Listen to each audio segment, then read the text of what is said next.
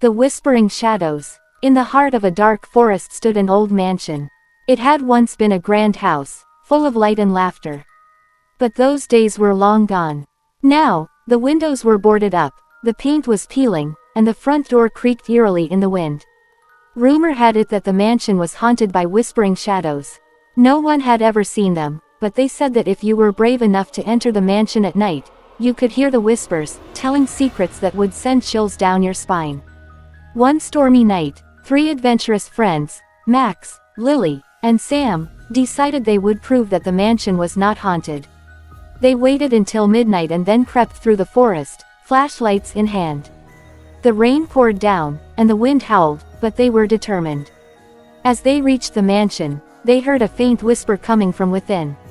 It sounded like someone was calling their names. They looked at each other, unsure if they should go inside. But Max, the bravest of the 3, pushed open the creaking door, and they stepped into the dark entryway. The whispers grew louder. They seemed to come from every corner of the mansion. Max, Lily, Sam, the friends followed the sound, their flashlights casting eerie shadows on the walls. They passed through a long hallway, with old portraits hanging crookedly. The eyes in the portraits seemed to follow them. When they reached the grand staircase, they heard a voice, clearer this time, whispering, "Help me." It was coming from upstairs. The friends exchanged nervous glances but decided to continue. They climbed the staircase, each step echoing through the empty mansion. At the top, they found a locked door. The whispers were louder here, almost like someone was standing on the other side.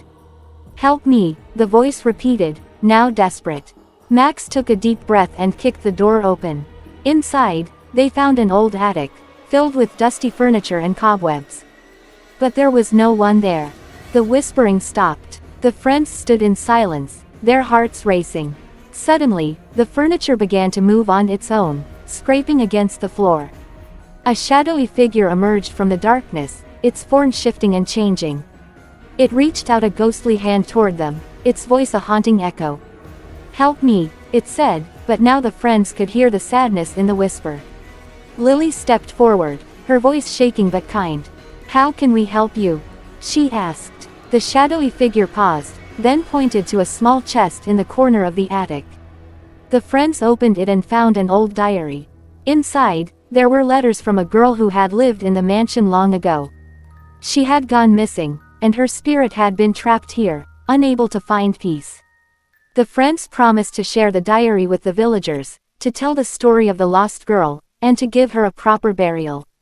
As they left the mansion, the whispering stopped, and the storm cleared. The friends felt a sense of peace, knowing they had helped the spirit find her way home. From that night on, the mansion was quiet. No more whispering shadows, no more eerie creaking. The village knew the story of the lost girl, and they made sure to remember her. And Max, Lily, and Sam, they had the adventure of a lifetime and knew they'd never forget the night they met the whispering shadows.